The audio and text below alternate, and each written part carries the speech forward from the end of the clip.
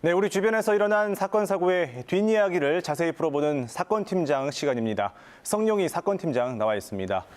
자, 성 팀장, 오늘은 어떤 사건 갖고 왔습니까? 네, 먼저 양심적 병역 거부에 대한 정의를 한번 보시죠. 네. 종교적, 윤리적, 도덕적으로 형성된 이 양심상 결정을 이유로 군사훈련을 수반하는 병역 의무 이행을 거부하는 행위라고 되어 있습니다. 예. 그런데 법원이 이 종교적 이유로 이 양심상 병역 거부를 한 두 남성에게 한 명은 유죄, 다른 한 명은 무죄를 선고했습니다. 오늘은 이렇게 똑같은 이유로 병역을 거부했지만 두 남성에게 내려진 법원의 엇갈린 판결을 이야기해 보려고 합니다. 병역 거부자에 대한 엇갈린 판결 얘기를 해보겠다는 건데 보통 이 병역 거부자들이 드는 논리가 이 헌법에 있는 양심의 자유를 듭니다. 근데 또 반면에 헌법에는 국방의 의무도 명시되어 있기 때문에 어느 한쪽이 이게 더 가치가 높다라고 보기 힘들 것 같은데 네. 먼저 이 무죄가 선고된 남성 어떻게 무죄가 받았는지 좀 볼 수 있을까요? 네, 이 무죄가 선고된 남성 24살 홍모 씨입니다. 홍 씨는 지난 2017년 12월 입영 통지서를 받았습니다. 같은 달 12일까지 육군 5사단에 현역병으로 입영하라는 통보였습니다.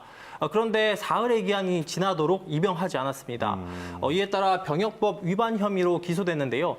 홍 씨는 1심 재판에서 특정 종교의 신도로서 이 종교적 양심에 따라 입영을 거부한 것이므로 이 정당한 사유에 해당한다고 주장했습니다. 그런데 이 1심 재판부는 병역에 따라 인격적 존재 가치가 파멸될 것이라는 이 구체적인 양심이 존재한다고 보기는 어렵다면서 징역 1년 6월에 실형을 선고했습니다. 항소심에서도 감형이 되긴 했지만 징역 1년에 이 집행유예 3년으로 유죄가 선고됐는데요. 대법원에서는 이 사건을 다시 판단해달라며 무죄 취지로 항소심 재판부로 돌려보냈고 결국 최근 파기환송심에서 무죄가 선고됐습니다. 1, 2심에서는 유죄, 그리고 파기환송심까지 와서 무죄가 선고됐다는 건데 이 파기환송심에서 무죄를 선고한 이유를 뭐라고 밝혔습니까? 네, 이 파기환송심을 맡은 대전지법 제2형사부는 이 홍 씨가 이 신도인 부모의 영향으로 어려서부터 해당 종교의 교리를 접하면서 성장했고 이 13살이던 이 지난 2011년에는 이 교인이 되는 인증 의식이죠. 예. 이 심례를 받고 정식 신도가 된 뒤로 오랜 기간 신앙생활을 해온 점을 인정했습니다. 또 정기적으로 이 종교 모임에 참석하고 있고 이 전도나 봉사를 하는 방법으로 종교 활동을 해온 점, 또 입영 통지를 받고 이 병무청의 양심에 따라 병역을 거부한다는 의사를 표명하고 이 관련 사실 확인서를 제출한 점을 고려했습니다. 또 홍 씨는 이 군과 무관한 이 순수한 대체 복무 제도를 이행하겠다고도 밝혔는데요. 특히 재판부는 홍 씨가 성장 과정에서 이 종교적 신념에 반하는 폭력적인 성향을 보인 흔적을 찾아볼 수 없는 점을 참작했습니다. 성 팀장 얘기를 들어보면 재판부가 이 병역 거부자가 진짜로 양심에 따라서 병역을 거부한 건지 꼼꼼하게 들여다봤다는 느낌이 드는데 네. 그렇다면 반대로 유죄가 선고된 남성은 뭐가 문제가 된 겁니까? 네, 이 유죄가 선고된 남성, 이 앞서 말씀드린 홍 씨와 마찬가지로 이 종교적 양심을 이유로 군입대를 거부한 27살 신모 씨인데요. 신 씨는 지난 2014년 11월 입영 통지서를 받았지만 이 사흘이 지나도록 입영하지 않았습니다. 역시 병역법 위반 혐의로 기소돼서 법정에 서게 됐는데요.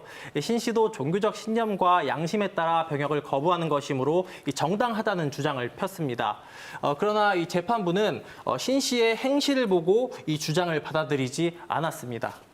행실을 보고 주장을 받아들이지 않았다. 행실이 평소에 어떻길래 이런 재판이 난 겁니까? 네, 이 신 씨는 이 중학생이던 지난 2008년 이 침례를 받았는데요.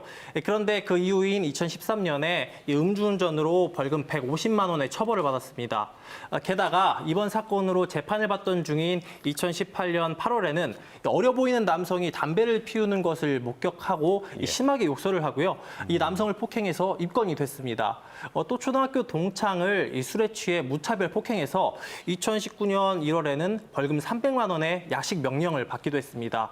법원은 이런 행동들이 신 씨가 믿는 이 종교적 교리에도 반할 뿐만 아니라 다분히 폭력적이라고 판단을 했고요.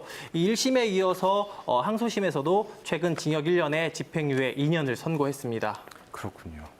이렇게 재판부가 평소의 행실을 근거로 유무죄를 판단한 걸 보면 아무래도 양심이라는 것을 객관적으로 판단하기가 참 어렵기 때문이겠죠. 네, 그렇습니다.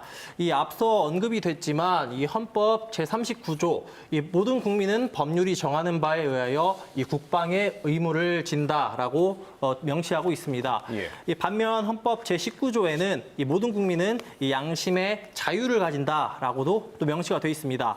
양심적 병역 거부를 두고 충돌하는 법 규범인데요. 이 때문에 관건은 이 병역 거부가 진정한 양심에 따른 것인지를 판단하는 일입니다. 그러나 이 양심을 객관적으로 증명할 수가 없기 때문에 법원은 이 간접 사실 또는 정황 사실을 증명하는 방법으로 유무죄를 판단하고 있습니다.